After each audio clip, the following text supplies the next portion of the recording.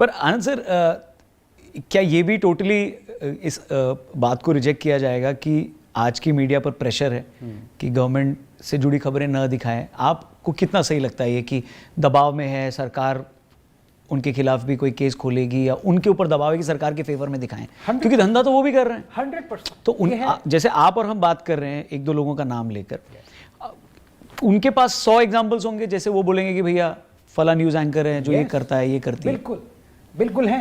और आप तो मोदी को क्रिटिसाइज करते हो, ये लोग तो क्रिटिसाइज भी नहीं करते। देखिए, एक चीज़ होती है डर, एक चीज़ होती है कि आप जानते हैं कि आप कुछ गलत कर रहे हैं जो आपको ये कहना चाहिए, लेकिन आप वो नहीं करते हैं। इट इज़ कॉल्ड, उसका हिंदी होता है सेल्फ सेंसरशिप। बहुत सारे लोग यहाँ पे अभी मीडिया में हैं, माहौल जब बदला है 2014 के बाद, they are self censoring themselves, it's true. Some of them are projecting the सरकार in a good light, that is also true. My contention is what has changed. The problem is the other side और leftist ये कह रहे हैं कि ये 2014 के बाद ही ये सब हुआ है। नंबर 1, ये शुरू से होता आ रहा है। बहुत सारे हमारे वर्ल्ड में डिक्टेटर हुए, स्टालिन, माओ, नेहरू, ये उस टाइम से, सॉरी ये थोड़ा सा झटका लगा कि नेहरू को मैंने इंक्लूड कर दिया उसमें। हाँ, मैं रुकने ही वाला था कि आप खुद रुक गए। इस पर मैं आऊंगा, इस पे बाद में आएंगे। सवाल है मेरा, नहीं है। पॉइंट इज ये 70 साल से चला आ रहा है, अभी भी ये स्टेट्स में चला आ रहा है। जो आपकी एजेंसीज कंट्रोल में है वो स्टेट एजेंसीज भी कंट्रोल कर रही है। मैंने आपको केजरीवाल का एग्जांपल दिया, आप ममता का एग्जांपल ले, तमिलनाडु में ले लीजिए एग्जांपल, हर जगह। तो भाई आप उसको सिलेक्टिवली प्रोजेक्ट क्यों कर रहे हो कि सिर्फ मोदी सरकार ही? मैं तो ये कब से कहता आ रहा हूं कि we democracy is in danger ever since we became a democracy. We are a banana republic ever since we became a republic because we have laws that sanction this. आप इसका एग्जांपल ले लीजिए, अभी इलेक्टोरल बॉन्ड्स है, anonymous electoral bonds थे, मैं उसके against था, सुप्रीम कोर्ट भी अगेंस्ट था, इट स्ट्रक इट ऑफ, ठीक है, anonymous. Why can't the supreme court strike off the fact that our intelligence agencies, investigative agencies are under the beck and call of the government? Supreme court का इनको independent बनाओ, किया अभी तक नहीं किया।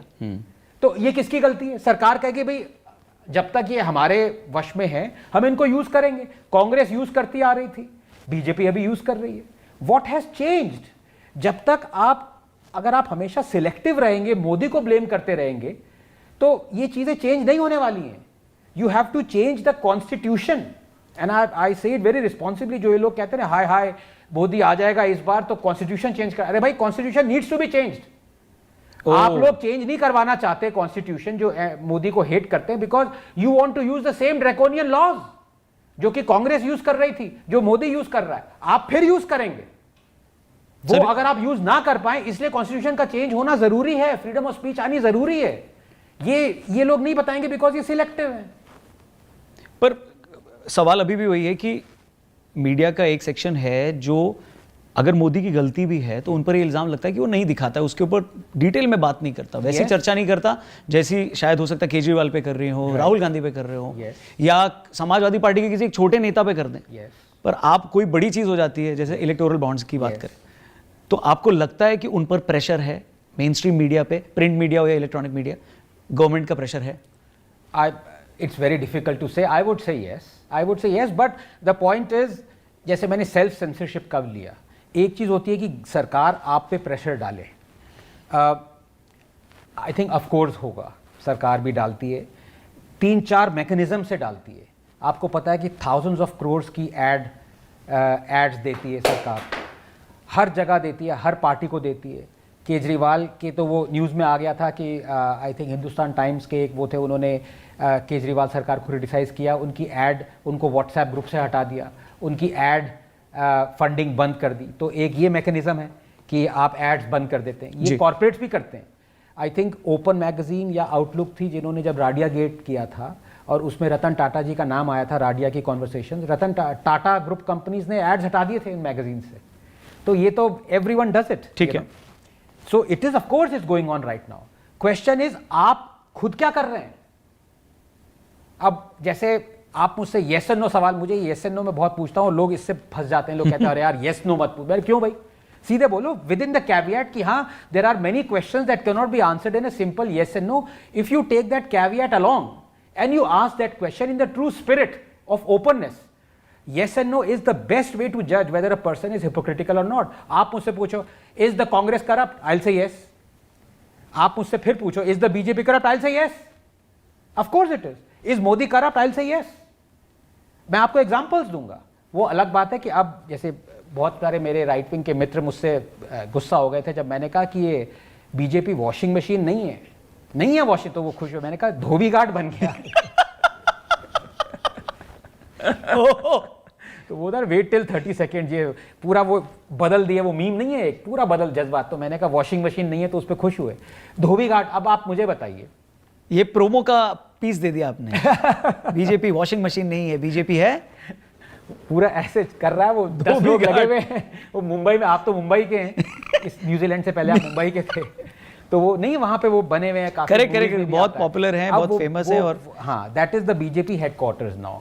वो लोग अजीत पवार आ गए तो उनका धोबी घाट पे उनका चल रहा है सिस्टम. जिस आदमी को आप कह रहे थे कि 70,000 करोड़ का स्कैम किया है जी, अगले दिन उस आदमी को आपने अपनी गवर्नमेंट में इंडक्ट कर लिया. लोग क्या सोचे कि आप करप्ट नहीं है? मतलब कॉमन सेंस कहाँ गई आपकी? जिस आदमी को आप कह रहे थे कि कारगिल वॉर के मार्टर्स का घर चुराया है अदर स्कैम करके, वो आज आपके उसमें आ गया. शेम. अब बताइए, ये शेम आप करते थे जब वो कांग्रेस में थे, अब वो बीजेपी में आ गए तो शेम बंद हो जानी चाहिए. सबसे जरूरी, कोलगेट स्कैम जो हुआ था उसमें सिर्फ एक नेता की मनी ट्रेल असर्टेन थी कि मतलब इसने कोल मिनिस्टर को, there is a direct money trail going from his companies to the then coal minister. BJP wanted his arrest. He is now in the BJP. एक और कितने, मतलब हजारों एग्जाम्पल्स, हजारों तो खैर नहीं, मतलब 100 के 100 एग्जाम्पल्स हैं जो ये बताता है कि बीजेपी करप्ट है. सबसे जरूरी एग्जाम्पल मैं आपको दूंगा जो कि पर्टिनेंट है, क्योंकि अनफॉर्चुनेटली वो मेरा नेम सेक है. आनंद सिंह थे कांग्रेस के, उन पे 15 फॉरेस्ट क्राइम चार्जेस थे कर्नाटका के. बहुत सीरियस होते हैं ये, सैंडलवुड स्मगलिंग, ये पोचिंग वगैरह जो भी है. बीजेपी ने धरना किया, सड़क विधानसभा के आगे बैठ गए कि इसको अरेस्ट करो. उसने बीजेपी ज्वाइन कर ली आनंद सिंह ने. बीजेपी ने क्या किया? उसको फॉरेस्ट मिनिस्टर बना दिया. अब आप ये से नो में, ये करप्शन नहीं है? मारो मुझे मारो. ये मीम यहाँ पे एकदम बिल्कुल. अब क्या कहे बताइए? अब कोई कहेगा कि नहीं ग्रैंड पिक्चर देखिए, तो भाई ग्रैंड पिक्चर में तो फिर यू हैव रैशनलाइज्ड एवरीथिंग.